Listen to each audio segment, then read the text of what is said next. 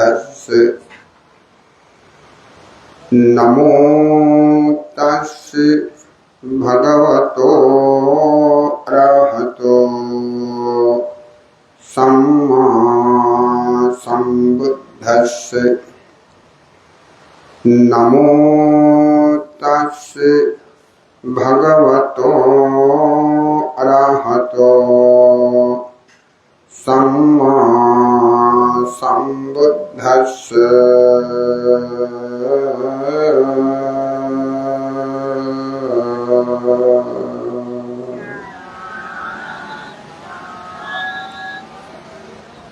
সেই ভগবান অরহত তথাগত সম্যক সম্বুদ্ধকে গভীর শ্রদ্ধা প্লুত চিত্তে অবনত শিরে বন্দনা নিবেদন করছি।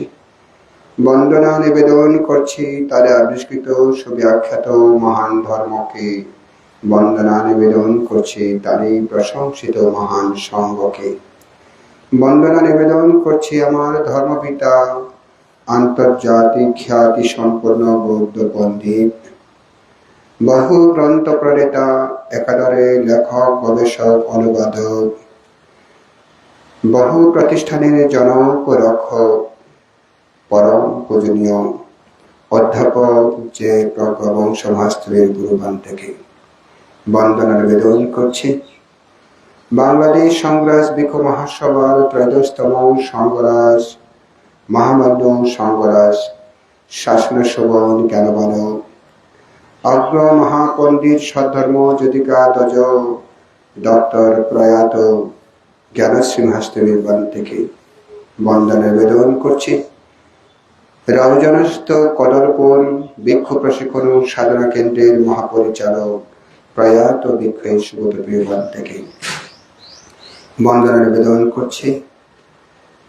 এই বিহারের অধ্যক্ষ কর্মবীর পরম পূজনীয় করুণা বংশ মাস্টার মহোদয় পরম পূজনীয় প্রিয়ানন্দ ভান্তিকে অন্তরের অন্তঃস্থল হতে মতে শুভ আশীর্বাদ জানাচ্ছি। আমার সুখে দুঃখের সাথে লেখক, গবেষক, অনুবাদক, প্রাবন্ধিক, সাধক, প্রবল, স্নেহভাজন আলোকা বংশ স্থলীর মহোদয়, সাধক সাধিকাগণ, সধর্ম শ্রবণকারী উপাসক উপাসিকাগণ, অনলাইন শ্রবণকারী উপাসক উপাসিকাগণ, যারা দান করেছেন, যারা সেবা শুশ্রূষা করছেন, যারা রান্না বান্না করছেন, বিহার পরিচালনা কমিটি সহ আপামর গ্রামবাসী, আপামর সকল বৌদ্ধ জনগণ, আপামর সকল ইসলাম জনগণ, সকল খ্রিস্টান জনগণ, সকল অপর ধর্ম বিশ্বাসী অবিশ্বাস খবর প্রেত সকল সত্যকে জন্ম জন্মান্তরীণ সঞ্চিত করে রাশি দান করছি। আমার এই পূর্ণ দান অনুমোদন করে প্রত্যেকে সুখী হোক, দুঃখ থেকে মুক্তি লাভ করুক এই কামনা করছি। আপনারা প্রত্যেকে 3 বার সাধুবাদ দিয়ে অনুমোদন করুন।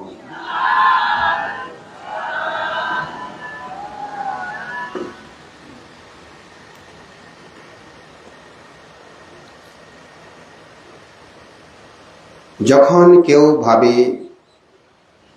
এই পৃথিবীতে এসেছি, আমার দ্বারা যদি কেউ মঙ্গল সাধিত না হয় তাহলে আমি এসেই বা লাভ কি? আমার দ্বারা যদি আমার নিজের মঙ্গল সাধিত না হয় তাহলে আমি এসেই বা লাভ কি?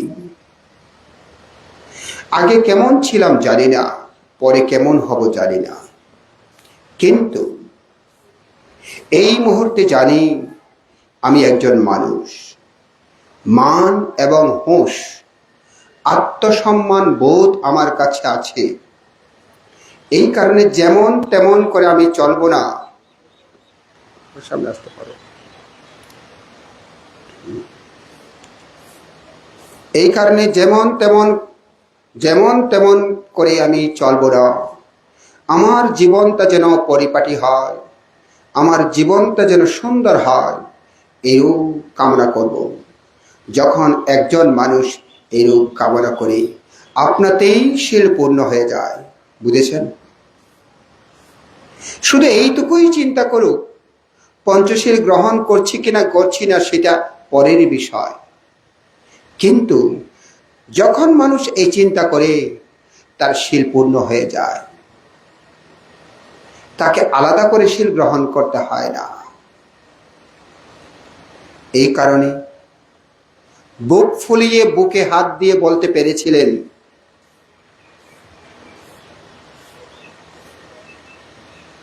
সিলেট বিজ্ঞান ও প্রযুক্তি বিশ্ববিদ্যালয়ের অধ্যাপক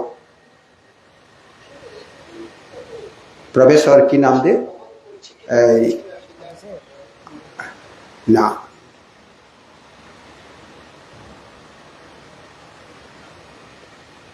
হুমায়ুন আহমেদের ভাই আর কি ইসলাম জাফর ইকবাল তিনি বলতে পেরেছিলেন, বৌদ্ধ পূর্ণিমার অনুষ্ঠানে তাকে প্রধান অতিথি হিসাবে আমন্ত্রণ জানানো হয়েছে। সেখানেই তার বক্তৃতায় তিনি শুরুতেই বলেছিলেন, আপনারা সবাই বৌদ্ধ, বুকে হাত দিয়ে বলতে পারবেন আপনারা নিখুঁতভাবে পঞ্চশীল পালন করছেন?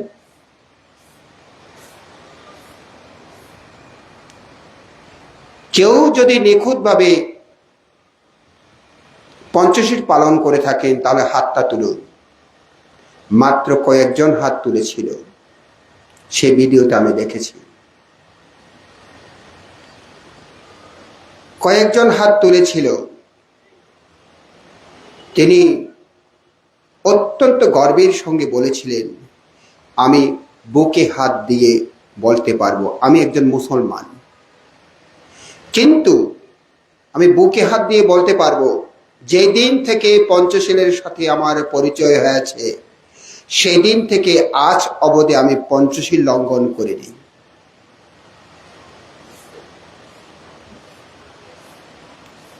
আমি নিখুঁতভাবে পঞ্চশীল পালন করছি। কেমন কথা চিন্তা করুন। কখনো কি কোনো বান্তের কাছ থেকে পঞ্চশীল নিয়েছিল? নেয়নি।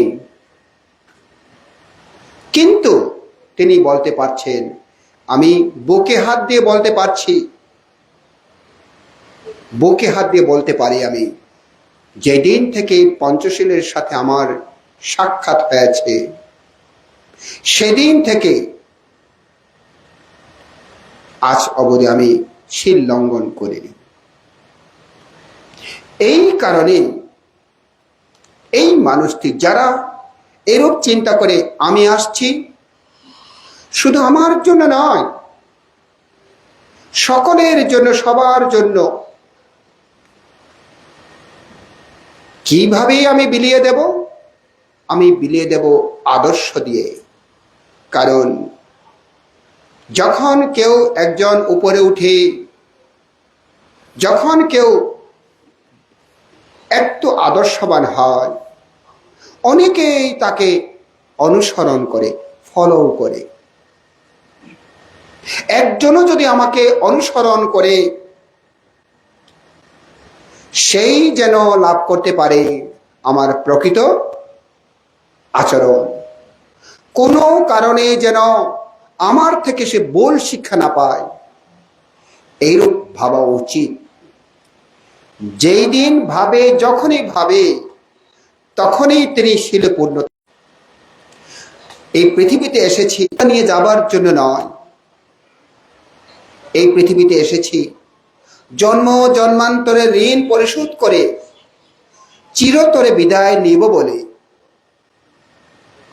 কেমন? জন্ম জন্মান্তরের ঋণ পরিশোধ করে চিরতরে বিদায় নেব, এই পৃথিবী থেকে আর আসবো না। কারা আসে না পৃথিবীতে?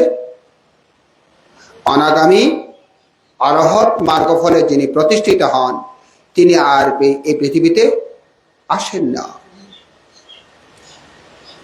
এমন ভাবা উচিত, আমি এসেছি জন্ম জন্মান্তরে ঋণ পরিশোধ করতে। কখন ঋণ পরিশোধ হয়? যখন কেউ আদর্শ উচ্চ শিখরে উঠে যায়, আদর্শ পূর্ণতা লাভ করে সেদিন তিনি ঋণ পরিশোধ হয়ে যায়, তিনি আর ঋণী নন। কেন?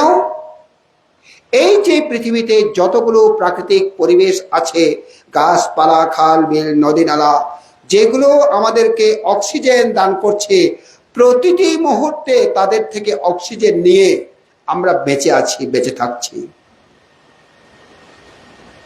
তারা এর ফলে এর বিপরীতে কিছু চায় না। গাছ কি বলে আমাকে কিছু দাও? নদী নালা খাল বিল বলে আমাকে কিছু দাও? বলে না। কেন দেয়? একজন উপযুক্ত মানুষ যেন বেঁচে থাকে, মানুষ মানুষের মতো যেন বেঁচে থাকে, আদর্শবান হয়ে যেন বেঁচে থাকে। যখন একজন ব্যক্তি এইরূপ আদর্শবান হয়, তিনি আর ঋণী হয় না। গুণবান গুণসম্পন্ন ব্যক্তি যখন হয়, তাকে কিছু করতে হয় না। তার নাম নিয়েও অনেক কিছু করা যায়, তার নাম নিয়েও অনেক কিছু করা যায়। ওই আমি অমুকের আত্মীয়, অমুকের ভাই, অমুকের বোন, অমুকের মামা হন। দেখবেন আপনি যিনি পরিচিত, এই কথা বললেই আপনি সুযোগ পাচ্ছেন অনেক কিছু, তাই না? তাকে আপনাকে টাকা দিতে হয় না, পয়সা দিতে হয় না, কিছু হয় না, শুধু এই কথা বললেই হয়ে যায়। এই কারণে বুদ্ধের সময়ে শাক্য পুত্ররা যেখানে যান সেখানে তারা সম্মানিত হয়েছেন। কেন? বুদ্ধ শাক্য বংশ, তারাও শাক্য বংশ। এই কারণে যেখানে যাক না কেন সেখানে সম্মানিত হয়েছেন। দেখেন, তাহলে তিনি উপকার পাচ্ছেন পরোক্ষভাবে, প্রত্যক্ষভাবে না পেলেও পরোক্ষভাবেই পাচ্ছেন। আদর্শবান ব্যক্তিকে সেটা চাই না আমার দ্বারা অনেকের উপকার হোক, নিজেকেই আমি আলোকিত করব, সে আলো চারিদিকে ছড়াবো। যখন নিজেকে আলোকিত করে আপনাতেই আলো চারিদিকে ছড়ায়, আলোকে আবার বলতে হয় না আমার আলোটা চারিদিকে ছড়ুক, বলতে হয় না। দেখছেন তো লাইট, এই লাইটগুলো আলো ছড়াচ্ছে, আলো তার মতো সে জ্বলছে, কিন্তু আলো ছড়াচ্ছে।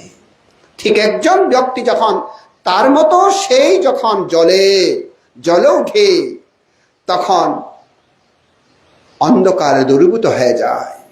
সূর্য উঠে তার মতোই সে উঠে, কিন্তু পৃথিবীর সকল জায়গাতে অন্ধকার দূরীভূত হয়ে যায়, অন্ধকার আর থাকে না। ঠিক তদ্রূপ ভাবে এইভাবে পৃথিবী যখন উঠে তিনি ঋণ পরিশোধ করে যায়, ঋণ পরিশোধ করে যায় প্রতিটি মুহূর্তে। কেউ যখন মাঝখানে এসে বাধা হয়ে দাঁড়ায়, তখনও সূর্য বলে না কেন তুমি মাঝখানে এসে দাঁড়াচ্ছ, তোমার জন্য আমি বিব্রত।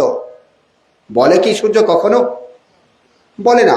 যদি মেঘ মাঝখানে এসে দাঁড়ায়, পৃথিবীকে অন্ধকার ছেয়ে দেয়, তখন সূর্য বলে না কেন তুমি আমার মাঝখানে এসে দাঁড়াচ্ছ, আমি আলো ছড়াচ্ছি, বলে না। চাঁদের মাঝখানে এসে যখন দাঁড়ায়, চাঁদ বলে না কেন তুমি মাঝখানে এসে দাঁড়াচ্ছ, আমি পৃথিবীতে আলো ছড়াচ্ছি, বলে না। কেন? কারণ পৃথিবী চাঁদের মতো চাঁদ, সূর্যের মতো সূর্য তার নিয়ম অনুযায়ী করে যাচ্ছে। ঠিক একজন মানুষ যখন নিয়ম অনুযায়ী করে যায়, আপনাতে ঋণ পরিশোধ হয়ে যায়, ঋণ আর থাকে না। হ্যাঁ, ঋণ আর থাকে না। কারণ আপনি যখন দান করবেন, বান থেকে যখন দান করেন, নিঃস্বার্থভাবে দান করেন, তাই না? বান থেকে যখন দান করেন, নিঃস্বার্থভাবে দান করেন, দান করে আপনি খুশি হন, দান করে আপনি আনন্দিত হন, দান করে আপনি উৎফুল্লিত হন, আর আপনি বান্তিকে দান করেছেন বলেই আপনি সম্মানিত হয়েছেন। এইভাবেই যদি একজন সম্যক সম্পদের সম্মুখে যদি দান করতে পারেন কেমন হবে বলুন তো? এইরূপ বিশাখা দান করেছেন বলে তথাগত সম্যক সম্বুদ্ধকে যেখানে যাক না কেন, যেখানে আলোচনা করুক না কেন, যেখানে অনুষ্ঠান হোক না কেন,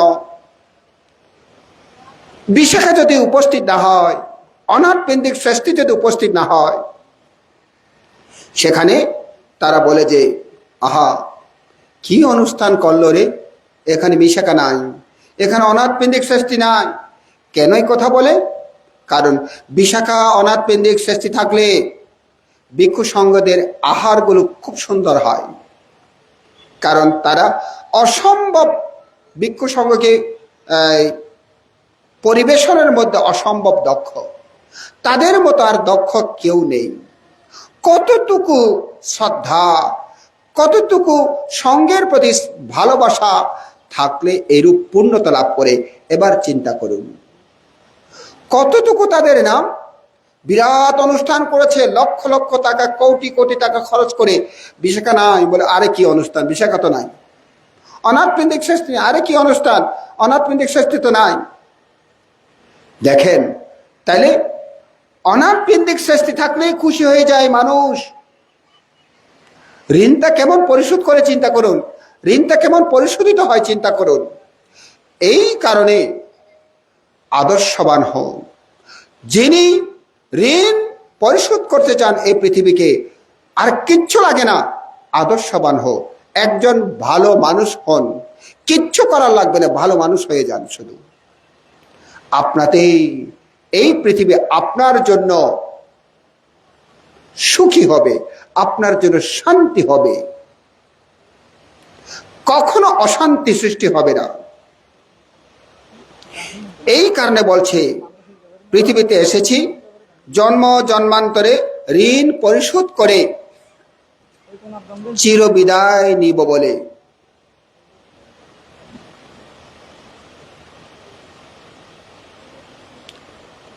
এই পৃথিবীতে আমি দ্বিতীয়বার আসবো বলে আসিনি, এই পৃথিবীতে এসেছি একবারই, যেন একবারের আমার শেষ হয়, দুইবার যেন আসতে না হয়। কেন জানেন? যতবার আসে ততবার দুঃখ পেতে হয়, যতবার আসে ততবার বুড়ো হতে হয়, যতবার আসে ততবার মৃত্যু হতে হয়, ব্যাধি হতে হয়, এইগুলো কষ্ট। আর যতবার আসে ততবার আপনার মতো হয় না। আপনি ভালো কিছু করছেন তারপরে আপনাকে বদনাম করছে, আপনি ভালো কিছু করছেন তারপরে আপনাকে বাধা হয়ে দাঁড়াচ্ছে, আপনার মতো আপনি করে যেতে পারছেন না। এই কারণে যারা জ্ঞানী, যারা পণ্ডিত ব্যক্তি, তারা এখানে আসতে চায় না, এখানে আসতে চায় না।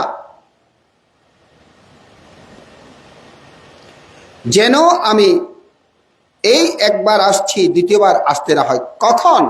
তখনই হয়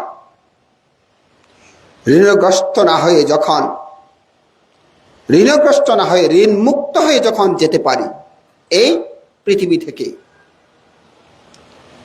এই পৃথিবীতে এসেছি আমি নিজেকে সম্পদে পরিণত করার জন্য। আমার কারণে এই পৃথিবী কখনো যেন বিপদ না আসুক, আমার কারণে এই পৃথিবী সুখ শান্তি বিরাজিত করুক। এইগুলো হচ্ছে পণ্ডিতগণের কথা, বুঝছেন? পণ্ডিতগণের কথা। পণ্ডিত মানে লেখাপড়া করে এই সার্টিফিকেট অর্জন করে এটা নয়, যারা বাস্তব সম্পর্কে অভিজ্ঞতা হয়েছে। বাস্তব কি? বাইরে জগৎ বাস্তব আলাদা, অন্তর জগৎ বাস্তব আলাদা। হ্যাঁ, বাইরে জগৎ বাস্তব আলাদা, অন্তর জগৎ বাস্তব আলাদা। কারণ অন্তর জগৎ অনুভূতি এটা আমার, শুধু আমি জানবো যে অনুভূতি আমার, অনুভূতি আপনার অনুভূতি এক হবে না কখনো। বুঝেছ পরম বাবু? তোমার অনুভূতি আমার অনুভূতি কখনো এক হবে না। তবে হ্যাঁ, তুমি যখন অনুভব করেছো, আমার একটা অনুভব করেছি, দেখা গেল তোমার অনুভব ভিন্ন, আমার অনুভব ভিন্ন, কিন্তু ক্যাটাগরি একই। হ্যাঁ, ক্যাটাগরি একই, বুঝছো? শুধুমাত্র একটু ভিন্নতা। কারণ তোমার মনের সাথে আমার মন মিলে না, তোমার স্বভাবের সাথে আমার স্বভাব মিলে না। এই কারণে একজনের অনুভব অন্য কেউ সহজে বুঝতে পারে না। যারা অনুভব করে অভিজ্ঞতা অর্জন করেছে, তারা বুঝতে পারে এটা এই ক্যাটাগরি অনুভব। বুঝছো? এই ক্যাটাগরি অনুভব তারা বুঝতে পারে। বুদ্ধের ধর্ম বাস্তব যদি জানতে চায়, অভ্যন্তরীণ অনুভব করতে হয়। অভ্যন্তরীণ অনুভব। এই কারণে বাহ্যিক সমস্ত কিছুকে ফেলে দাও, ফেলে দাও, ফেলে দাও, ত্যাগ করো, ত্যাগ করো, ত্যাগ করো, কিছুই রেখো না, কিছুই রেখো না। এমন ট্রেনিং করা উচিত, এমন ভাবে নিজেকে ট্রেনিং দেওয়া উচিত যেন হঠাৎ আমি ছিন্ন করতে পারি, বাহ্যিকটাকে সবগুলো ছিন্ন করতে পারি। হ্যাঁ, তুমি বসে আছো এখানে, তোমার আশেপাশে কিছু নেই, তোমার আশেপাশের কোনো কিছু তোমার মন নেই, আর শুধুমাত্র অভ্যন্তরের ভিতরে মন আছে। তাহলে কি মরে গেছো? না, মরে যায়নি, মরে যায়নি। কেমন করে তুমি আছো? একদিন বুদ্ধকে এসে এক পরিব্রাজক বলছে, সমন গৌতম, আমি আশ্চর্য, আমি অদ্ভুত। আমার একজন গুরু, তিনি ধ্যানে নিমগ্ন, তার পাশে 500 গরু গাড়ি ব্যবসায়ী নিয়ে গেছে, 500 গরু গাড়ি ব্যবসায়ীরা চলে গেছে।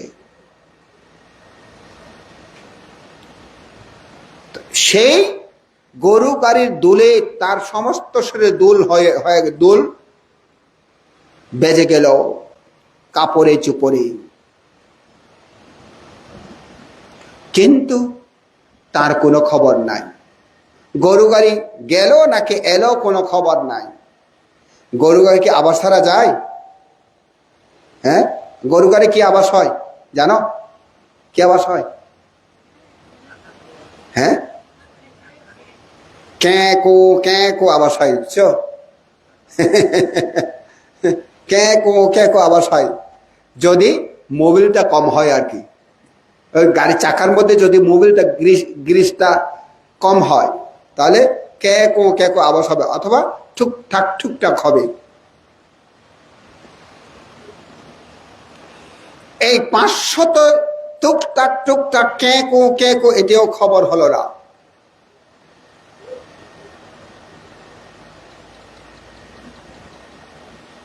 সমন গৌতম, আমি আমার গুরুকে জিজ্ঞেস করলাম,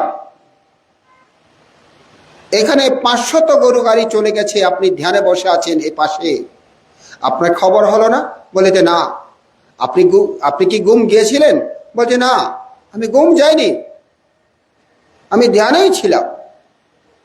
আশ্চর্য, একাগ্রতা কাকে বলে, সমাধি কাকে বলে আমি আর কখনো দেখিনি। তখন বুদ্ধ বললেন, হে পরিব্রাজক, আমি একদিন, জায়গার নামটা এই মুহূর্তে আমার মনেই, অমুক জায়গায় একটা তীরেতে ধ্যান করছিলাম, ধ্যানেই বসছিলাম। ধ্যান থেকে উঠে আমি দেখছি মানুষের হরুস্থল মানুষ, বিলের মধ্যে, রাস্তার মধ্যে হরুস্থল মানুষ। আমি নেমে জিজ্ঞেস করলাম, কি হয়েছে এখানে, কি হয়েছে? বলছি যে আপনি কোথায় ছিলেন? এই তো আমি এখানেই ছিলাম। তাহলে আপনি জিজ্ঞেস করছেন কেন? বলছে জিজ্ঞেস করছি, কি হয়েছে জিজ্ঞেস করছি আর কি। আপনি কি ঘুমে ছিলেন? বলে না, আমি ধ্যানে ছিলাম। আরে এখানে ঝড় বৃষ্টি হয়ে গেল, একটা থানারে 4 জন মানুষ মারা গেল, ঠাডার পরে 4 জন মানুষ মারা গেল।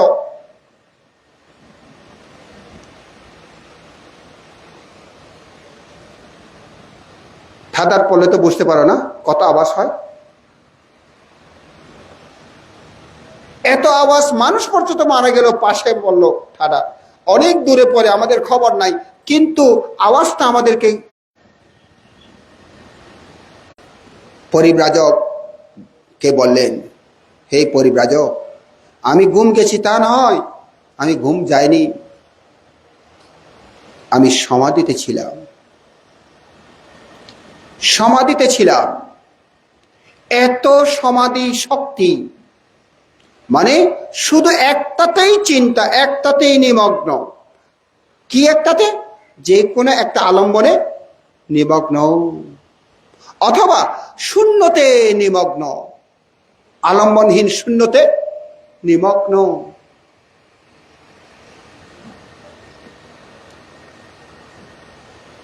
এইরূপ সমাধি যখন হয়, পৃথিবীর সাথে আর কোনো সম্পর্ক থাকে না। পৃথিবীর সাথে সম্পর্ক না থাকা মানে আর সেখানে মা বাবা আত্মীয় স্বজন জায়গা জমি কিছু না, কিছু না, কিছু না।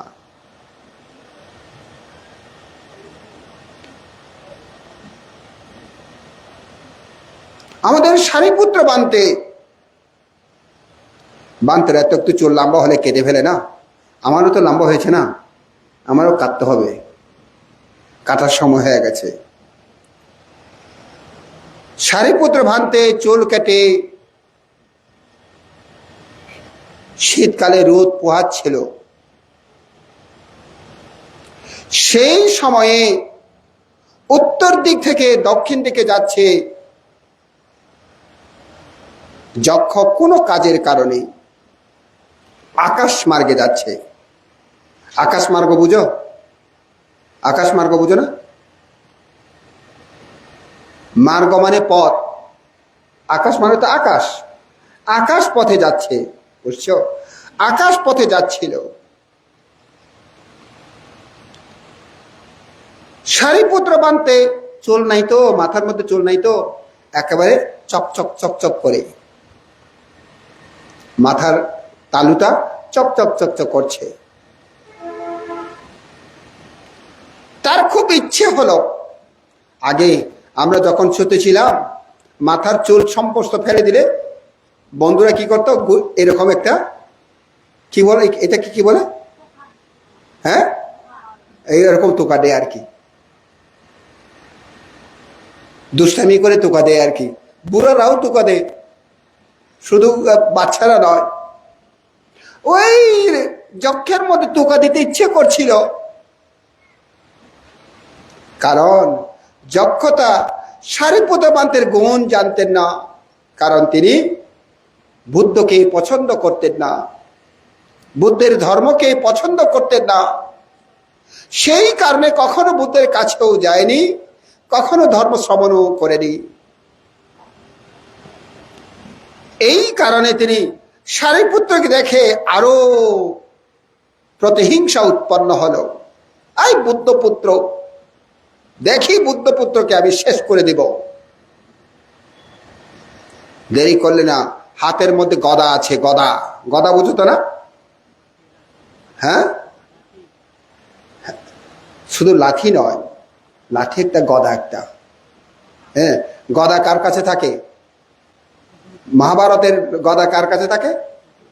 হ্যাঁ, অসুরদের।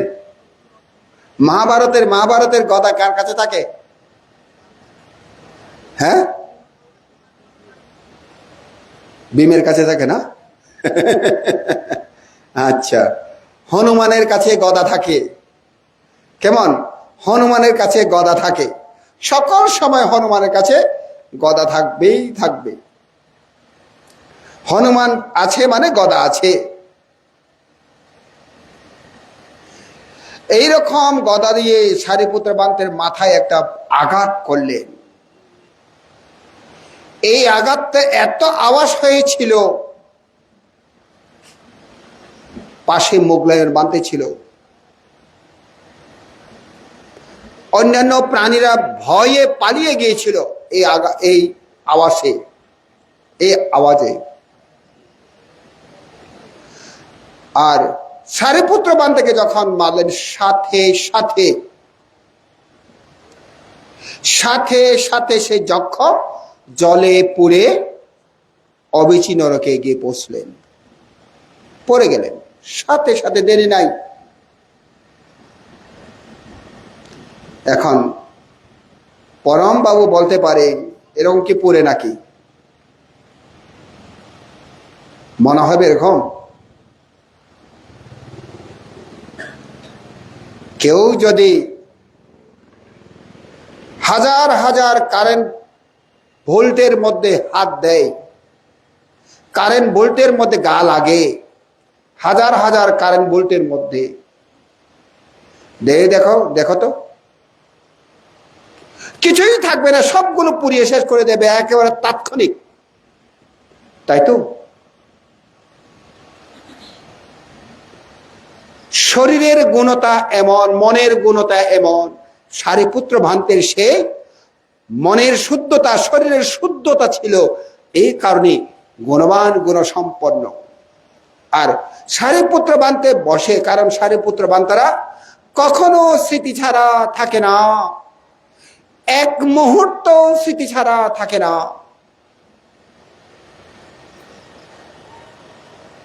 শুধুমাত্র যখন নিরোধ সমাপত্তি ধ্যান করে তখন নিরোধের মধ্যে চলে যায়। নিরোধ থাকলে তখন স্মৃতি কিছু নাই, তখন স্মৃতি কিছু নাই। নিরোধ সমাধি একেবারে মরার মতো, মরা নিঃশ্বাস ফেলে না, নিরোধ সমাধি ব্যক্তিও নিঃশ্বাস ফেলে না। মরা কিন্তু একদিন 2 দিন রাখলে পচে যায়, আর নিরোধ সমাপত্তি মানুষ কখনো পচে না, কিছু হয় না, আবার সমমত উঠে যায়। হ্যাঁ, এরকম। কিন্তু বাকি সময়টা তারা কখনো এক সেকেন্ডে 100 ভাগ করেও, 1000 ভাগ করেও এক সময়ে তারা স্মৃতিবিহীন থাকে না। স্মৃতি থাকার কারণে সারিপুত্র বান্তের মাথায় আঘাতটা বেশি লাগেনি, আঘাত অনুভব হয়নি। দেখেন, আঘাত অনুভব হয়নি। এত আওয়াজ যখন হলো, মুগলায়ন বান্তে এসে জিজ্ঞেস করছে, মুগলায়ন বান্তে যে জানতে পারলেন কার রীতি সম্পন্ন, কে মেরেছে জানতে পেরেছে। সারিপুত্র বান্তেকে এসে বলছে, বন্ধু কি ব্যথা লেগেছে? বলছে না না, ব্যথা লাগেনি। ব্যথা লাগেনি? কেমন লেগেছে? কেউ যেন একটু করে হাতটা একটু করে ঘর্ষণ করেছে, একটু করে তাস করেছে, এরকম মনে হয়েছে। দেখো, এখন যারা চিত্ত একাগ্র হয়নি তারা এগুলো কখনো বুঝতে পারবে না, কখনো বুঝতে পারবে না। চিত্ত যখন একাগ্র হয়, ব্যথা বেদনা কিছুই থাকে না, বুঝছেন? ব্যথা বেদনা কিছু থাকে না। যদি কেউ বলে বানতে ব্যথা, হাঁটু ব্যথা, এই ব্যথা, কোমর ব্যথা, তোমার ব্যথা, মাথা ব্যথা, ঘাড় ব্যথা, আর পারছি না, কি করব? একটা মাত্র মন্ত্র, তাইলে স্মৃতিতে একাগ্রতা হয়ে যান, স্মৃতিতে সমাধি হয়ে যান। স্মৃতিতেই যদি সমাধি হয়, কোনো কারণে ব্যথা থাকবে না। ব্যথা নিরসন করতে চাইছেন তো একেবারে স্মৃতিতে ডুবে যান, একাগ্রতাতেই ডুবে যান। হ্যাঁ, একাগ্রতাতে ডুবতে বললে তো আর ডুবানো হয় না, মন তো চঞ্চল। তাহলে এই মন চঞ্চলটাকে অচঞ্চল করার জন্য চেষ্টা করেন, একটাকে অবলম্বন করে। কি অবলম্বন? আনাপান স্মৃতি অবলম্বন। হ্যাঁ, আলম্বন মানে কি? অবলম্বন, বুঝেছ? আলম্বন মানে অবলম্বন। অবলম্বন মানে কি? হ্যাঁ হ্যাঁ, মেনে চলা। হ্যাঁ, অবলম্বন মানে কি রে? হ্যাঁ হ্যাঁ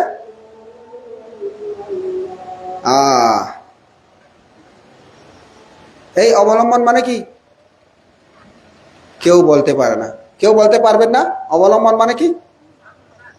হ্যাঁ, চালু করা। ও আমাদের মাস্টার বলতে পারবে।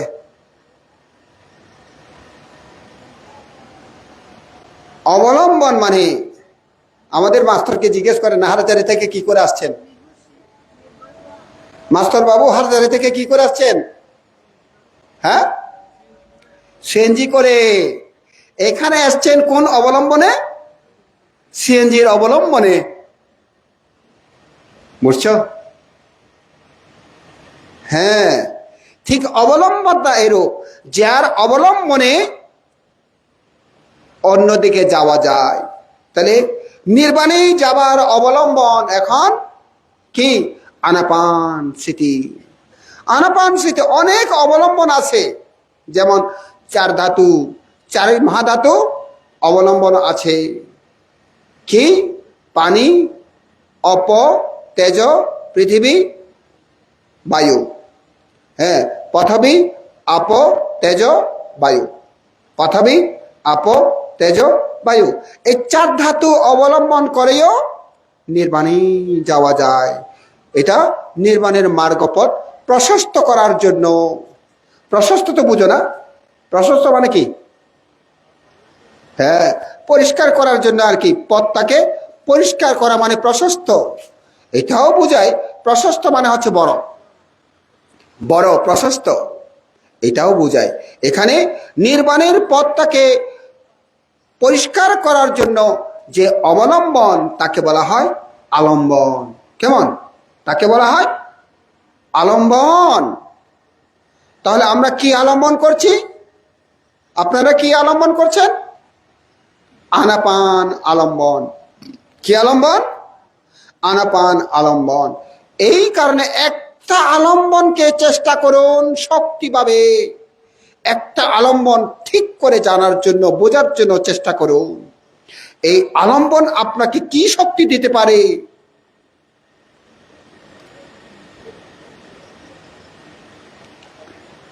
বলা হচ্ছে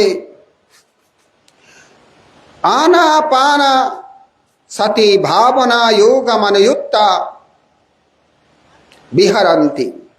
আনাপানসতি বিক্ষবে ভাবিতা বাহুলে কতা মহাফলা হোতি মহানিশংসা। আনাপানসতি বিক্ষবে ভাবিতা বাহুলে কতা চত্তারো সতিপত্থানি পরিপূরেতি।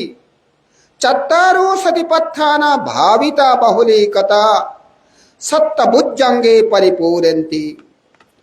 সপ্তভুজঙ্গ ভাবিতা বাহুলে কতা বিদ্যা বিমুক্তিং পরিপূরন্তি। হ্যাঁ ভিক্ষুগণ, আনাপান স্মৃতি যখন ভাবিত হয়, আনাপান স্মৃতি যখন ভাবনা করে,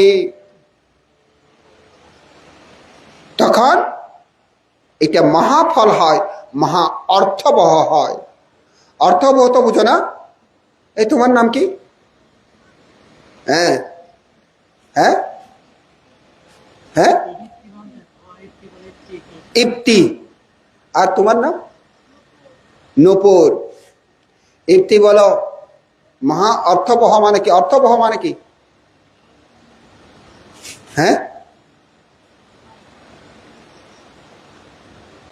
নূপুর বলো, অর্থবহ মানে কি?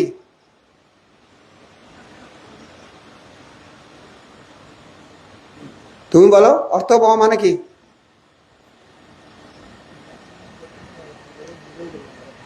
ও, এমনি বুঝো, বুঝাই দিতে পারে না আর কি, না? অর্থবহ মানে কি? যে কোনো সাফল্য হয় আর কি, সাফল্যতাকে বলে অর্থবহ। বুঝেছ? তোমরা বুঝো, হয়তো বোঝাতে পারছো না। সাফল্যতা, এটাকে বলে অর্থবহ। অর্থ অনর্থের মূল। পড়েছো তো না? এতে কি অর্থ অনর্থের মূল? এটাকে, এটা কি করে, কি কোথায় আছে? বাপ সম্প্রসারণ। এবার সম্প্রসারণ করা অর্থ কেন অনর্থের মূল?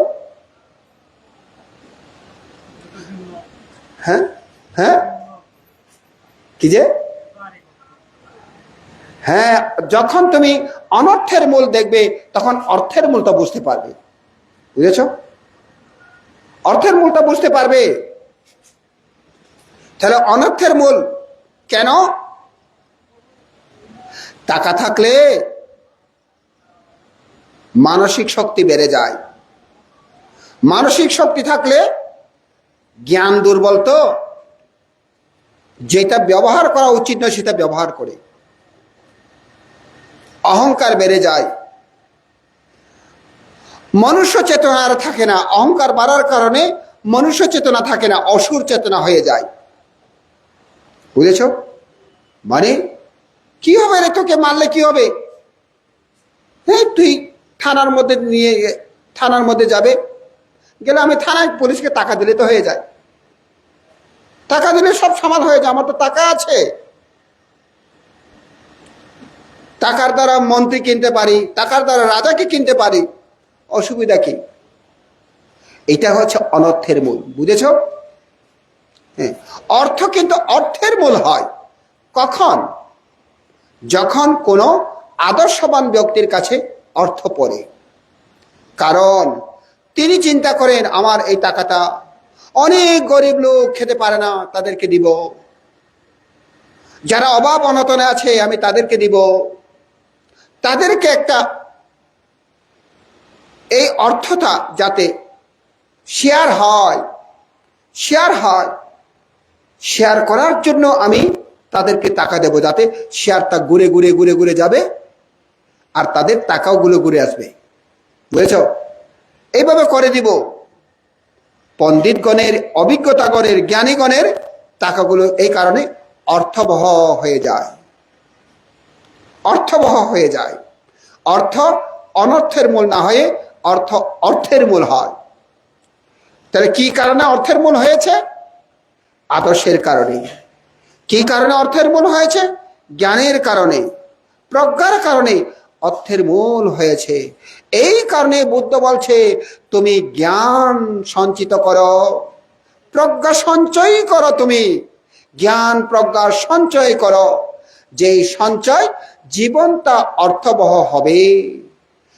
জ্ঞান প্রজ্ঞা সঞ্চয় করার জন্য সবচেয়ে সর্বোত্তম একটি পথ, অনেক পদের মধ্যে একটি পথ, সেটা হচ্ছে আনাপান ভাবনা। বুঝেছ? এই কারণে বলছে মহা অর্থবহ, মহা আনিশংস। আনিশংস বুঝো তো না? আনিশংস কি? ফল, ফল, মহাফল। মহা আনিশংস মহাফল একই। বুঝেছ?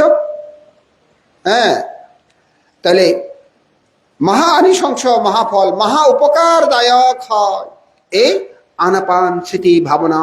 এটা আমার কথা নয়, বুদ্ধের কথা। বুঝেছ? তাইলে আবার বলছে হে ভিক্ষুগণ, কেউ যদি আনাপান স্মৃতি ভাবনা করে তিনি চারি স্মৃতি প্রস্থানকে পরিপূর্ণ করে। চারটা স্মৃতি প্রস্থান কি কি? কায়নুস্মৃতি প্রস্থান, বেদনানুস্মৃতি প্রস্থান, চিত্তানুস্মৃতি প্রস্থান, ধর্মানুস্মৃতি প্রস্থান। এটা তো কখনো পড়া হয়নি। কেমন? শোনো, বারবার শোনো, যাতে মনে থাকে। তুমি বদ্ধ করে জন্ম দিয়েছো তো, কতদিন পরে তোমার অনেক বন্ধু হবে। কোনো কোনো বন্ধু পণ্ডিত হতে পারে, কোনো কোনো বন্ধু গবেষক হতে পারে। তারা যদি কখনো জিজ্ঞেস করে এই তোমাদের মূল ধর্ম কি, বৌদ্ধ ধর্মটা কেমন, তুমি কি করে বোঝাবে যদি না পারো? তাই না? বোঝানোর জন্য দরকার, এভাবে জানা দরকার। স্মৃতি, স্মৃতি বলে কি? স্মৃতিটা কি? আবার স্মৃতিটা কি? এখন যদি জিজ্ঞেস করে হে নূপুর স্মৃতিটা কি, হ্যাঁ হ্যাঁ স্মৃতি স্মৃতি বলবো আরে না কি? এটা কি রে? হেই বুড়ি নাতিন, স্মৃতিটা কি? হ্যাঁ হ্যাঁ, প্রেমা বড়ুয়া স্মৃতিটা কি?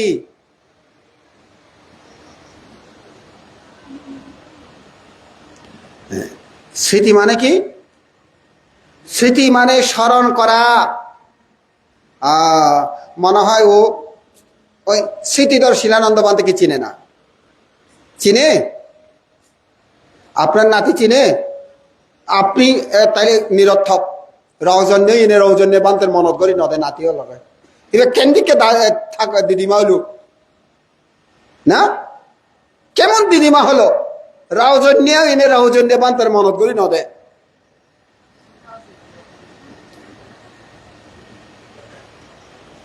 স্মৃতিধর উপসংগরা শিলানন্দ ভান্তে, তার একটা উপাধি আছে স্মৃতিধর। কেন জানো? মনে রাখতে পারে। এই যদি তুমি এত তো এখন আই দেখলে তুমি বুঝতে পারবে। এই তখন বলবে যে, ও তুমি কে রে? তোমার বাড়ি কোথাও? অমুক বাড়ি। এখানে আসছো কেন? বলবে যে তুমি মামার ঠাকুর মার মামার বাড়িতে, না মায়ের বাড়িতে। মামার বাড়ি না, মামার বাড়িতে। ও মার বাড়ি কোথায়? যদি বলে শচীভূষণ বড়ুয়া। ও শচীভূষণ বড়ুয়া কখন বিয়ে হয়েছে? এই সময় বিয়ে হয়েছে, এত তারিখ বিয়ে হয়েছে, এই বারে বিয়ে হয়েছে। তারপরে বলবো যে বিয়ের সময় কি কি হয়েছিল, জ্বর পড়েছিল নাকি রোদ পড়েছিল, কেমন লাগছিল, কে কি বলেছিল, সবগুলো মনে থাকে। একেবারে সবগুলো, দাড়ি কমা সেমিক্রন সবগুলো মনে থাকে। এই কারণে বলে স্মৃতিধর। বুঝছো? তাহলে স্মৃতি মানে স্মরণে রাখা, মনে রাখা। কেমন? স্মৃতি মানে কি? স্মরণে রাখা, মনে রাখা। ব্যথা ব্যথা ব্যথা ব্যথা ব্যথা, এটা স্মৃতি নয়, এটা মাত্র জপ। হ্যাঁ, টানছি ফেলছি তো স্মৃতি নয়, এটা জপ। এটা জপ করা। বুঝেছেন? তাহলে স্মৃতি মানে স্মরণ রাখা। নিঃশ্বাস টানলে মনে রাখে, নিঃশ্বাস ছাড়লে মনে রাখে, এটাকে বলে স্মৃতি। ওই মনে রাখে, নিঃশ্বাস টানলে মনে রাখে, নিঃশ্বাস ছাড়লে মনে রাখে। মনে রাখাটা এমন ভাবে হয়, শুধু নিঃশ্বাসের মধ্যেই মনে থাকে, প্রশ্বাসের মধ্যে মনে থাকে, আর অন্য কিছুতেই মনে থাকে না। অন্য কিছুকেই চিন্তাও করে না, ভাবেও না, একটাকেই ভাবে। একে বলে স্মৃতি। এখানে কায়ন দর্শন, কায়ন স্মৃতি হয়ে যায়, অর্থাৎ শরীরের স্মৃতিগুলো সম্পূর্ণ হয়ে যায়, পরিপূর্ণ হয়ে যায়। বেদনানুস্মৃতি, অনুভূতি, বেদনা মানে অনুভূতি, সমস্ত অনুভূতিগুলো পরিপূর্ণ হয়ে যায়। হ্যাঁ, চিত্তানুস্মৃতি, সমস্ত চিত্তগুলো পরিপূর্ণ হয়ে যায়, চিত্তজ্ঞানগুলো। ধর্মানুস্মৃতি, চৈতসিক, সমস্ত চৈতসিক সম্পর্কে তার অভিজ্ঞতা অর্জন হয়ে যায়। বুঝেছ? এই কেবলে চারি স্মৃতি প্রস্থান। যিনি আনাপান ভাবনা স্মৃতি করে, তিনি চারি প্রস্থান স্মৃতি পরিপূর্ণ করে। এই কারণে বলা হচ্ছে, হ্যাঁ, এই কারণে বলা হচ্ছে, কারণ পৃথিবীর লক্ষণ কি? পৃথিবীর লক্ষণ কি কি কি? পৃথিবীর লক্ষণ হচ্ছে শক্ত এবং নরম। হ্যাঁ, শক্ত এবং নরম। পৃথিবী মানে কি? মাটি। বুঝছো? মাটির লক্ষণ কি? শক্ত আছে, নরমও আছে। কেমন? শক্ত আছে, নরমও আছে, মাটির লক্ষণ। তাহলে কোনটি মাটি? যদিও বা আমরা এই মাটিকে মাটি বলি, কিন্তু এগুলোও কিন্তু মাটি, এগুলো মাটির অংশ। বুঝেছ? কারণ এখানে শক্ত আছে, নরমও আছে। আর যদি বলি তো কেমন করে মাটি, দেখো মাটির মধ্যে রাখো, দেখবে যে মাটি খেয়ে ফেলেছে। বুঝছো?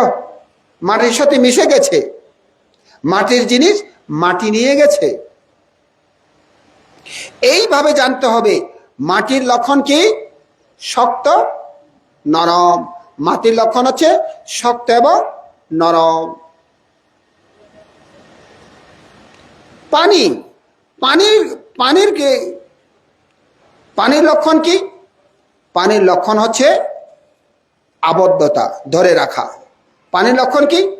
ধরে রাখা। পানির লক্ষণ কি? ধরে রাখা। বুঝছো? হ্যাঁ। অথবা পানির লক্ষণ এই আরেকটা হচ্ছে পানির লক্ষণ ভাগ না হওয়া। হ্যাঁ, ভাগ না হওয়া। যতই পানিকে ভাগ করে রাখুক না কেন, যেই মাত্র ভাগতে তুলে ফেলেছে মিশে গেছে সাথে সাথে, না সাথে সাথে মিশে গেছে, আলাদা হয় না, সাথে সাথে মিশে যায়। আবদ্ধতা, এই কারণে পানির লক্ষণ আবদ্ধতা। আর বারবার লাগা, এটাও মাটির লক্ষণ। শক্ত শক্ত লাগা, এটাও মাটির লক্ষণ। নরম নরম লাগা, এটাও মাটির লক্ষণ। আর জ্বরে জড়ো করে রাখা, আবদ্ধ করে রাখা পানির লক্ষণ। তেজের লক্ষণ কি? তেজ লক্ষণ কি? গরম এবং ঠান্ডা। গরম এবং ঠান্ডা হচ্ছে তেজের লক্ষণ। বুঝেছ? তেজ মানে শুধু গরম নয়, ঠান্ডাও। হ্যাঁ, এখন তাপমাত্রা কত সেলসিয়াস চলছে? ডিগ্রি কত? শুধু প্লাস আর মাইনাস বাত আছে না? প্লাস আর মাইনাস। প্লাস এত ডিগ্রি সেলসিয়াস, মাইনাস এত ডিগ্রি সেলসিয়াস, কিন্তু ওই সেলসিয়াস কিন্তু ঠিকই থাকে, তাই না? এই কারণে যখন যখন 26, 27, 28, 29, 30, 31, 34, 35, 40 উঠে গরমে গরম আর থাকতে পারে না মানুষ, গরমে আর থাকতে পারে না। হ্যাঁ, গরম আর থাকতে পারে না। আবার অনুভূতি কত?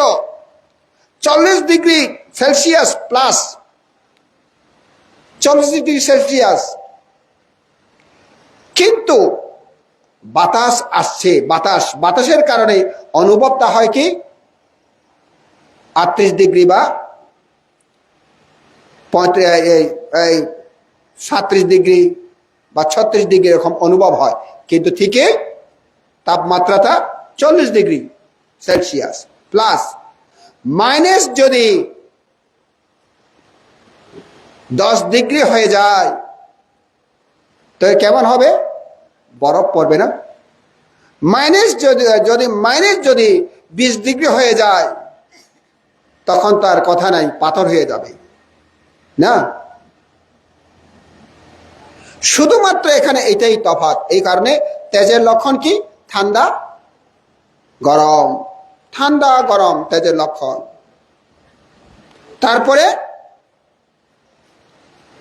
তারপরে বাতাসের লক্ষণ কি?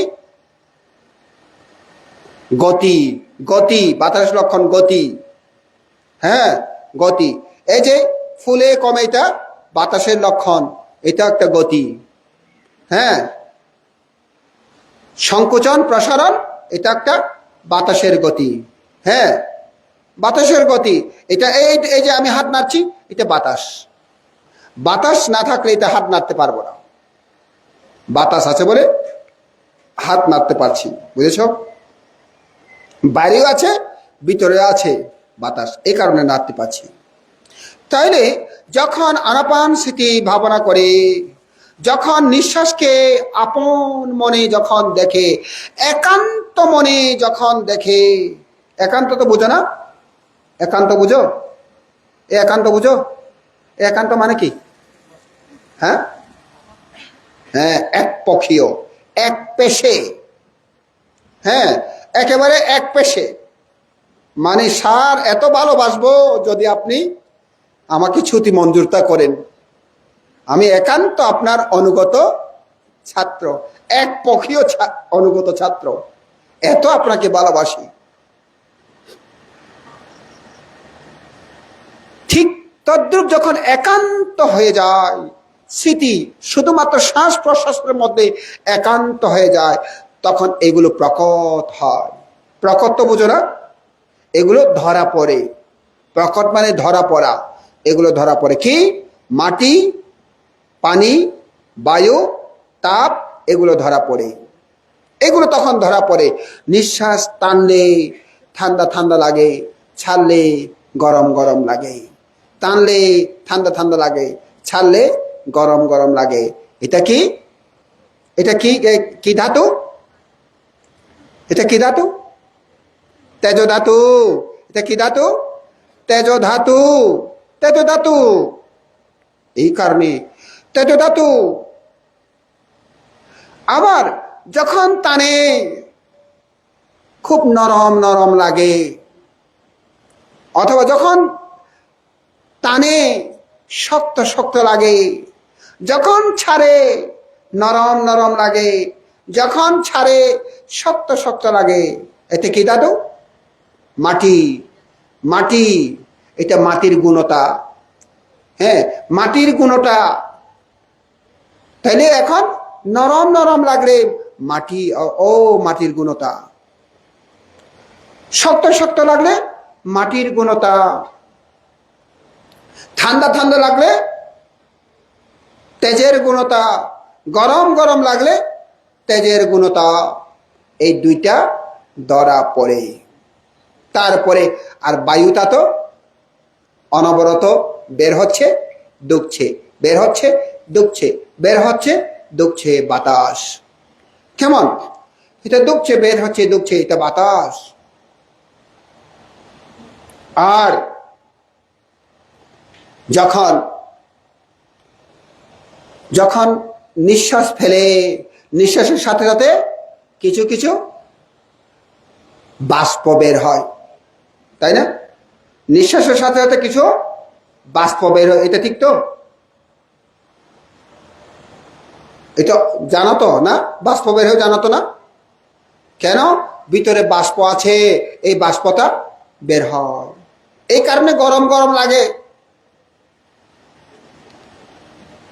এই বাষ্প যেটা লাগে, এটাও এই তেজ ধাতু। গরম গরম লাগলে তেজ ধাতু, ঠান্ডা ঠান্ডা লাগলে তেজ ধাতু। তাইলে আর কিছু কিছু ক্ষেত্রে যেন মনে হয় যে এখানে ধরা ধরা আছে, কেউ যেন এইভাবে ধরে রাখছে না, কেউ যেন এরকম ধরে রাখছে মনে হয়, তখন এটা কি? এটা এটা কি ধাতু? পানি ধাতু, জড়তা। হ্যাঁ, বালুটাকে হাতে ধরা যায় না, পড়ে যায় না, মুঠো করা যায় না। যখন পানি দেয় তখন মুঠো করা যায়, পানি না দিলে মুঠো করা যায় না। কেমন? ঠিক এ কারণে আবদ্ধতা, যখন আবদ্ধ আবদ্ধ লাগে তখন এটা বুঝতে হবে যে এটা পানির ধাতুর গুণতা, পানির ধাতু গুণতা। এইরকম গুণতা যখন অভিজ্ঞতা হয় তখন তারা ধাতু সম্পর্কে অভিজ্ঞতা হয়। কিসের দ্বারা? আনাপান স্মৃতি ভাবনার দ্বারা। কেমন? আনাপান স্মৃতি ভাবনার দ্বারা এই গুণতাগুলো উৎপন্ন হয়, জানে, অভিজ্ঞতা হয়। এটাও কায়ন দর্শন, বুঝেছ? এটাও কায়ন দর্শন। আনাপান স্মৃতি ভাবনা করতে গিয়ে যখন চিন্তা করে নিঃশ্বাস টানছে ছাড়ছে, নিঃশ্বাসটা যখন এভাবে নেয়, অনেক সময় গন্ধ পায়, অনেক সময় গন্ধ পায় না, অনেক সময় গন্ধ পায়। আমরা বলি মাঝে মধ্যে গন্ধ লাগবে, করে করে দেখি না, গন্ধ পায়। এই কারণে বারে বারে ব্রাশ করি না, বারে বারে ব্রাশ করি, দিনে 2 বার ব্রাশ করি না। হ্যাঁ, দুর্গন্ধ, তাহলে অসুচি। দুর্গন্ধ মানে অসুচি, সূচি নয়। সূচি অর্থ কি? সূচি অর্থ কি? হ্যাঁ, সূচি অর্থ সুন্দর, ভালো, বুঝেছ? সূচি অর্থ সুন্দর, ভালো। অসুচি মানে কি? অসুন্দর, খারাপ। তাইলে অসুচি পদার্থ, এগুলা অসুচি পদার্থ নিঃশ্বাস টানা ফেরার মধ্যে এরূপ গন্ধ যখন পায় অসুচি পদার্থকে জানে, গন্ধ যখন পায় না সূচি পদার্থকে জানে, তাহলে অসুচি ভাবনা হয়ে গেল। এইভাবে নিঃশ্বাস যখন টানে, নিঃশ্বাস যখন ফেরে, একাগ্রতা যখন হয়, এগুলো প্রকাশিত হয়ে যায়। বুঝছো? এগুলো প্রকাশিত হয়ে যায়। বুঝছেন তো? প্রকাশিত হয়। এগুলো যখন প্রকাশ হয় তখন কায়ন দর্শন ভাবনা সম্পূর্ণ হয়ে যায়, কায়নোপাসনা ভাবনা সম্পূর্ণ হয়ে যায়। আবার যখন এটাকে, যখন নিঃশ্বাস টানলে আরাম আরাম লাগলে সুখ বেদনা, খারাপ লাগলে, টানতে খারাপ লাগলে দুঃখ বেদনা। বুঝেছ? অনুভূতি, খারাপ অনুভূতি, ভালো অনুভূতি, অথবা খারাপ ভালো কিছুই পায় না, কিছুই পায় না, মানে বুঝে না, মানে মন নাই। বুঝেছ? নিঃশ্বাস টানছি কিনা জানি না, খবর নাই, বসে আছে, বসে বসে ভাবনা করছে কোথায়? রাউজান পশ্চিম গহিরা সত্তার গাতের পাশে, ব্রিজের পাশে, লুম্বিনী সার্বজনীন লুম্বিনী কানন বিহারের আঙ্গিনায় বসে ভাবনা করছে, সুন্দর করে ভাবনা করছে। আর কিন্তু সেই নাই। সাপোজ ধরেন না, নূপুর বসে আরাম করে ভাবনা করছে এখানে, আমরা দেখছি নূপুর ভাবনা করছে এখানে, কিন্তু নূপুর এখানে নাই। কোথায় চলে গেছে? ওই জয়রাজ কুমার বাড়িতে চলে গেছে। হ্যাঁ, অথবা কোথায় যে আদার মানিকে চলে গেছে, চলে গেছে নাই, অথবা কলেজে চলে গেছে, বন্ধু বান্ধবের সাথে মিশে কি দুষ্টামি করছে। হ্যাঁ, আমরা দেখছি কি সুন্দর করে ভাবনা করছে নূপুর। হঠাৎ করে নূপুর মুস্কি হাসি দিল। খিরে, মুস্কি হাসি কেন দিল? আর বলে না, কারণ মুস্কি হাসি তো বন্ধু বান্ধবের সাথে দুষ্টামি করছে, তো হাসি আসছে, হেসে দিল। হয় এরকম, হয় না?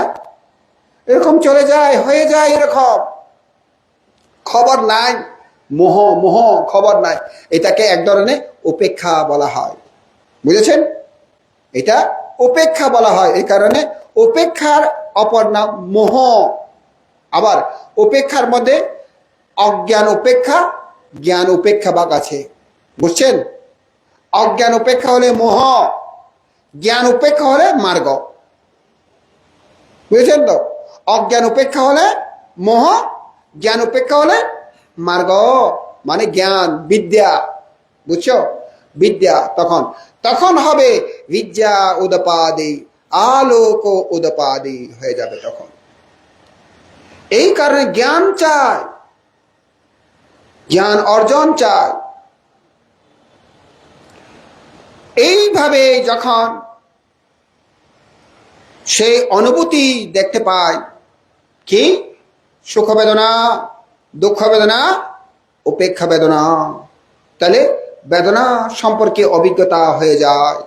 প্রতিটি শ্বাস প্রশ্বাসে বেদনা সম্পর্কে অনুভব হয়ে যায়। নিঃশ্বাস টানলেও ভালো লাগলে সুখ বেদনা, খারাপ লাগলে দুঃখ বেদনা, ভালোও বুঝিনি খারাপও বুঝিনি উপেক্ষা বেদনা। নিঃশ্বাস ছাড়লে ভালো লাগলে সুখ বেদনা, খারাপ লাগলে দুঃখ বেদনা, ভালোও বুঝিনি খারাপও বুঝিনি উপেক্ষা বেদনা। কেমন? এইভাবে প্রতিটি নিঃশ্বাসে নিঃশ্বাসে বেদনাকে জানে, বেদনাকে জানে। যখন বেদনাকে জানে, ভালো লাগলে তখন কি হয়? মা ভালো, তার একটু থাকুক না, না ভালো তো একটু থাকুক না। আর খারাপ লাগলে বলে দূর দূর দূর চলে যাক, চলে যাক। খারাপ লাগলে বলে দূর দূর চলে যাক। ভালো লাগলে বলে আর একটু থাকুক, আর একটু থাকুক। তাহলে আর একটু থাকুক মানে কি? লোভ, লোভ চিত্ত। কেমন? তৃষ্ণা, তৃষ্ণা চিত্ত, লোভ চিত্ত, তৃষ্ণা চিত্ত। আর যখন খারাপ লাগে বিরক্তি হয়, বিরক্তি বিরক্তি, দেশচিত্ত, দেশচিত্ত। ব্যথা হলে হয় না, ও মরা, এত কেন ব্যথা, যাচ্ছে না কেন ব্যথা, কখন যাবে ব্যথা, বিরক্ত বিরক্ত লাগে। নড়াচড়া করেছ কেন? না করার কথা ছিল না? এরকম যুদ্ধ করতে হয়। তোমরা যুদ্ধাং নয়, যোদ্ধা নও, যুদ্ধ করতে হবে। যেই যুদ্ধ করে সেই জয় হবেই হবে। মরবে নয়তো জয় হবে, যে কোনো একটা হবে। আশা করি মরবে না, হ্যাঁ আমি নিশ্চিত দিলাম মরবে না। তাহলে জয় হবে নিশ্চয়। প্রচেষ্টা করো, নড়াচড়া করবে না, ব্যথা হোক। শুধু দেখবে যখন বিরক্তি লাগে তখন দেশচিত্ত, তাহলে চিত্তানুপাসনা, হ্যাঁ দেশচিত্ত। আর আরাম লাগলে, আরাম লাগলে লোকচিত্ত। আরামও লাগেনি, ব্যারামও লাগেনি, মোহচিত্ত। আরামও লাগেনি, ব্যারামও লাগেনি, মোহচিত্ত। এইভাবে চিত্তানুপাসনা পূর্ণ হয়ে যায়। কেমন? চিত্তানুপাসনা পূর্ণ হয়ে যায় কার মাধ্যমে? আনাপান সতির মাধ্যমে। তাহলে যদি বেদনাকে ভালো করে জানে, বেদনা একটা চৈতসিক, বেদনা একটা চৈতসিক। তাহলে মনোযোগ, মনোযোগ আছে কিনা যদি দেখলে, মনোযোগ, মনসিকারও, মনসিকার, এটা একটা চৈতসিক।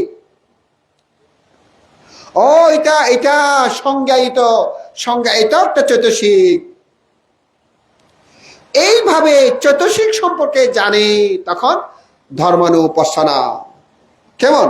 ধর্মানুপাসনা, আনাপান সতির দ্বারা ধর্মানুপাসনা। এভাবে চারটি অনুপাসনা পূর্ণ হয়ে যায়। কিসের দ্বারা? আনাপান সতির দ্বারা। তাইলে এখন এইগুলো বোঝার জন্য, ধাতু সম্পর্কে জানার জন্য এবং চারটি স্মৃতিপ্রস্থান সম্পর্কে জানার জন্য একাগ্রচিত্ত হয়ে ভাবনা করতে হবে। কেমন? এটা হচ্ছে বাস্তব বুদ্ধের ধর্ম। বুঝেছ? বাস্তব বুদ্ধের ধর্ম। যারা এই বাস্তব বুদ্ধের ধর্মকে জানে না, তারা মনে করে স্বর্গে যেতে হলে মরতে হয়, নরকে যেতে হলে মরতে হয়। বুঝেছ? না মরলে স্বর্গে যাব কি করে? না মরলে নরকে তো যাওয়া সম্ভব নয়, এটাই মনে করে। কিন্তু যখন ভাবনা করে তখন তিনি স্বর্গ নরক প্রতিটি মুহূর্তে দেখতে পায়।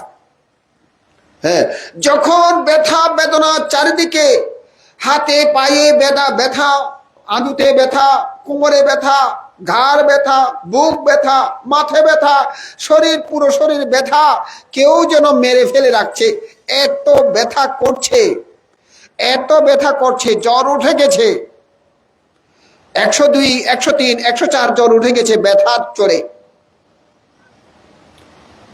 ভাবনাকারী তখন জানে এটাই নরক, এটাই নরক। ভাবনাকারী তখন জানে এটাই নরক। বুঝেছেন তো? এটাই নরক। মন কোনো কারণে বসছে না, কোনো কারণেই মন বসছে না, মন উদ্যত উদ্যত, কেমন যেন হিংসা হিংসা লাগে, মনের মধ্যে হিংসা লাগে। ভাবনাকারী জানে এটাই অসুর, এটাই অসুর।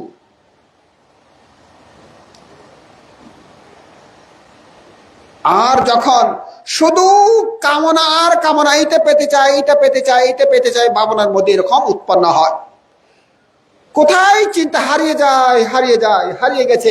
একটার পর একটা চিন্তা করছে, বুঝছো? কামনা বাসনা নিয়ে চিন্তা করছে, শেষ হচ্ছে না। জানি এটা কামনা বাসনা, তারপরে আসছে না, আনতে চাইছে, আসছে না, সেটাই শুধু ভাবতে ইচ্ছে করে। ভাবনাকারী জানে এটা প্রেতাত্মা, এটা প্রেত স্বভাব, এটাই প্রেতভূমি। ভাবনাকারী ভাবনা করতে করতে কেন যেন নির্লজ্জ হয়ে গেছে, লজ্জা নাই, লজ্জাহীন হয়ে গেছে। তখন জানতে হবে, জানে ভাবনাকারী এটাই তির্যক, তির্যক লোক, তির্যক জগতে বাস করছি, তাকে মরতে হয় না, ভাবনাকারীকে মরতে হয় না, না মরেও সে চারি অপায় দেখতে পায়, আর স্বর্গকেও দেখতে পায়, আর ব্রহ্মলোককেও দেখতে পায়। হ্যাঁ, ব্রহ্মলোককেও দেখতে পায়। যখন একেবারে আনন্দ ভাবনাকারী যখন মন প্রাণ দিয়ে ভাবনা করে, হঠাৎ করে চোখের ভিতর ভাসে উঠে কি সুন্দর সুন্দর বিল্ডিং এখানে নাই, এই জীবনে কখনো দেখি নাই। বাংলাদেশে গেছি, থাইল্যান্ডে গেছি, বার্মাতে গেছি, এই রকম কখনো সুন্দর বিল্ডিং নাই, এত মানুষগুলো, এত সুন্দর সুন্দর মানুষ, এগুলো দেখা নাই। এত সুন্দর পুকুর, এত সুন্দর জলাশয়, লেক, এত সুন্দর পানি তল তল তল তল করে একেবারে নিচে মাছগুলোকে পর্যন্ত দেখা যায়, এত ভালো লাগে। ভাবনাকারী জানে এটা স্বর্গীয়ময়, স্বর্গময়, স্বর্গ। ভাবনাকারী জানে এটা স্বর্গ। ভাবনাকারী যখন দেখে কেন যেন মনে হয় আর ঘরের প্রতি লোভ, টান নাই, আত্মীয় স্বজনের প্রতি কোনো টান নাই, কিছু নাই, কিন্তু খুব আরামে বসে আছি। তখন ভাবনাকারী মনের মধ্যে কোনো লোভ নাই, দেশ নাই, মোহ নাই।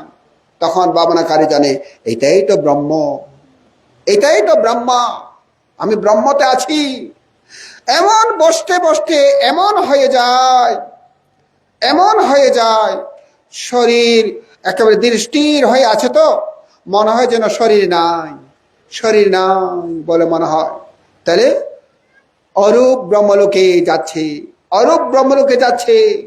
এমনও হয় শরীর তো নাই নাই, নিঃশ্বাস টানছি কিনা নিয়েও জানে না, নিঃশ্বাস টানছি, নিঃশ্বাস ফেলছি, তাও বুঝতে পারে না। তখন মাঝে মধ্যে বুঝি, মাঝে মধ্যে বুঝি না, এটাও অরূপ ব্রহ্মলোক, নৈব সঙ্গ না সঙ্গয়তন। এইভাবে একজন ভাবনাকারী না মরেও স্বর্গ নরক সবগুলোকে বুঝতে পারে। যখন বুঝতে পারে একজন ভাবনাকারী, তখন তিনি জন্মান্তরকে এখানে দেখে, আর মরে মরে এইভাবে দেখে না, জন্মান্তরকে এইভাবে দেখে। বুঝেছ?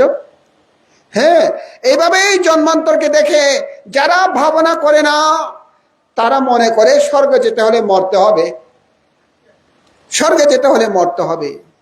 হ্যাঁ, আমি প্রায় সময় এই গল্পটা বলে আমার দেশনা শেষ করবো আজকের মতো। গল্পটা হলে এরকম, একটা স্কুলে পড়াচ্ছে, মাস্টার পড়াচ্ছে, মাস্টার বলছে আজকে তোমাদেরকে নতুন একটা আমি পড়াবো, বইয়ের পড়া পড়াবো না, নতুন একটা পড়া আমরা আলোচনা করব। এখন ছাত্ররা সবাই খুশি হয়ে গেছে, ছাত্রছাত্রী সবাই খুশি হয়ে গেছে। কেন জানেন? পড়া দিতে হবে না, নতুন পড়া তো, পড়া দিতে হবে না, এই কারণে খুশি হয়ে গেছে। সবাই বলছে ঠিক আছে স্যার, ঠিক আছে স্যার। এবার বলছে আচ্ছা তুমি বলো তো, এই পৃথিবীতে সবচেয়ে বড় কে? সবচেয়ে বড় কে? তখন একজন ছেলে উঠে বলছে স্যার, স্যার সবচেয়ে বড় আমার বাবা। কেন তোমার বাবা বড়? আমাদের ঘরের মধ্যে আমার বাবা যা বলে তাই হয়, বাবার উপরে কেউ বলতে পারে না, তাই আমি মনে করি সবচেয়ে বড় আমার বাবা। আচ্ছা বসো তুমি। আরেকজন জিজ্ঞেস করছে এখন কেউ বলো তো, আরো ভিন্নভাবে বলো, সবচেয়ে বড় কে? তখন একজন ছাত্র উঠে বলছে স্যার, স্যার সবচেয়ে বড় হচ্ছে হাতি। হাতি অনেক উঁচু, অনেক বড়, হাতির মতো আর কেউ বড় নাই। আচ্ছা আচ্ছা ঠিক আছে তুমি বসো। এবার বলো হাতি ছাড়া আরো কি বলো, তুমি বলো, আরেকজন বলো। আরেকজন উঠে বলছে, স্যার স্যার, পাহাড় হলো সবচেয়ে বড়, পাহাড় হলো সবচেয়ে বড়। আচ্ছা, ভালো কথা। তাইলে এখন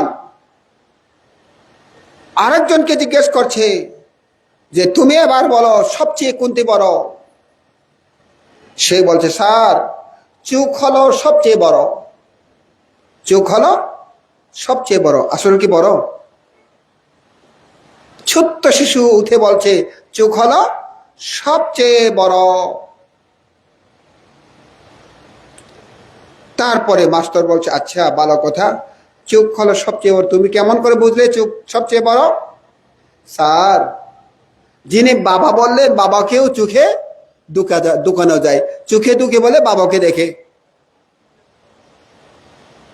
আর হাতি বললো, হাতিও চোখে ঢুকছে, চোখে ঢুকে বলে হাতিকে দেখতে পায়।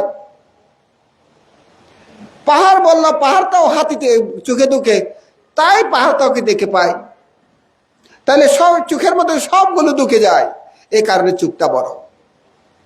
আচ্ছা, এবার ঠিক আছে, তোমরা এবার বলো পুণ্য কেমন করে হয়, পুণ্য কেমন করে হয়।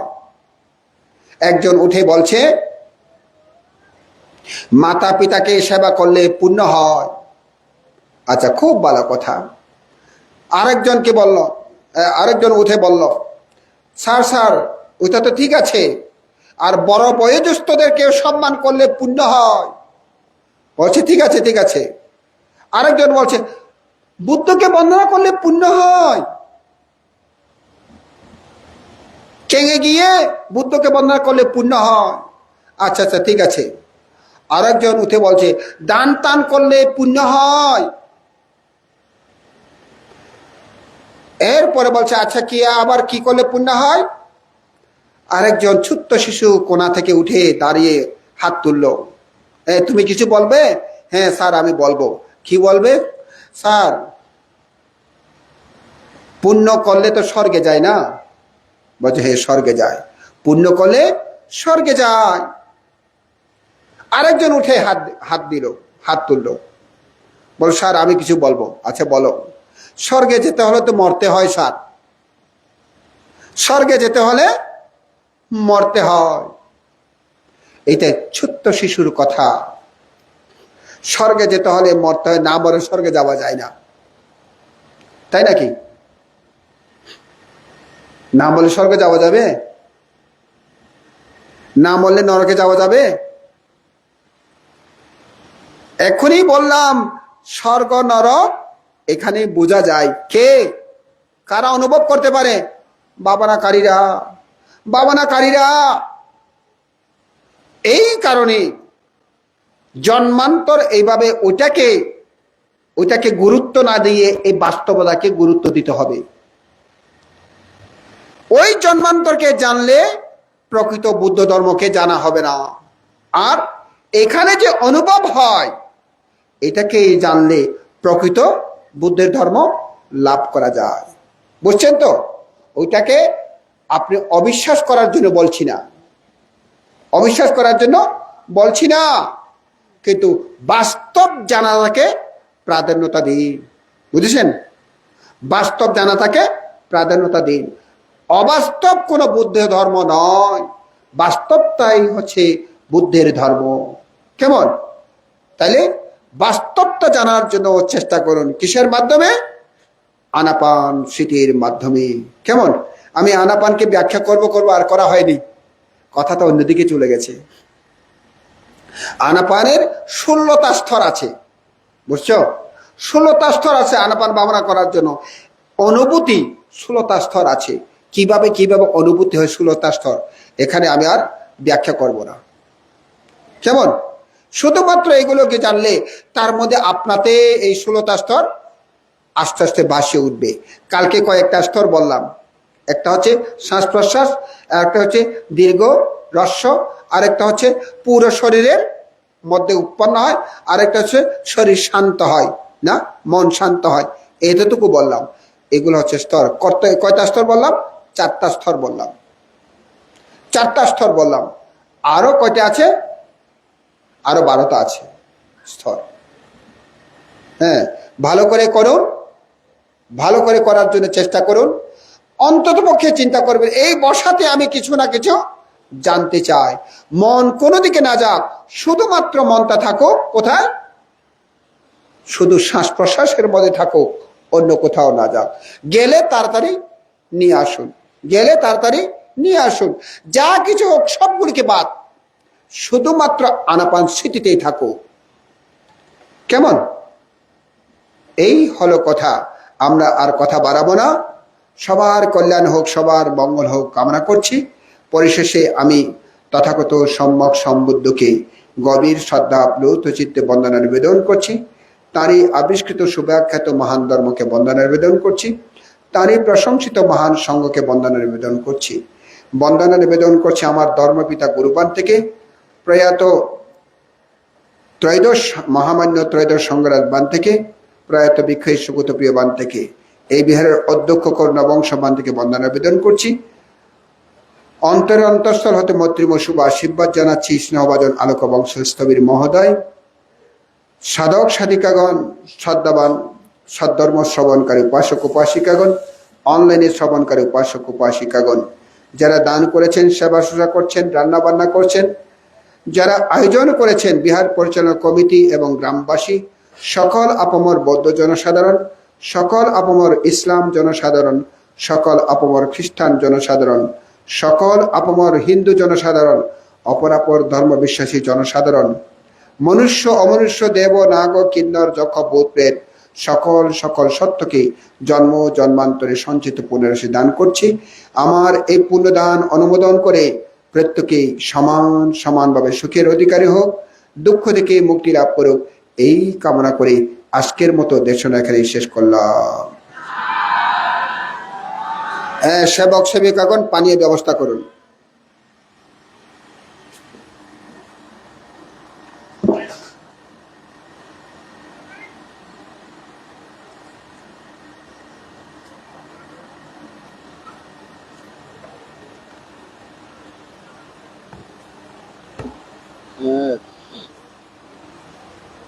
আলোকা বংশ হরে গেল, এইটা বন্ধ করতে পারবে?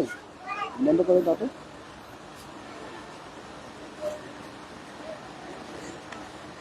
এটাও বন্ধ করে দাও, আগে এটাও বন্ধ করে দাও।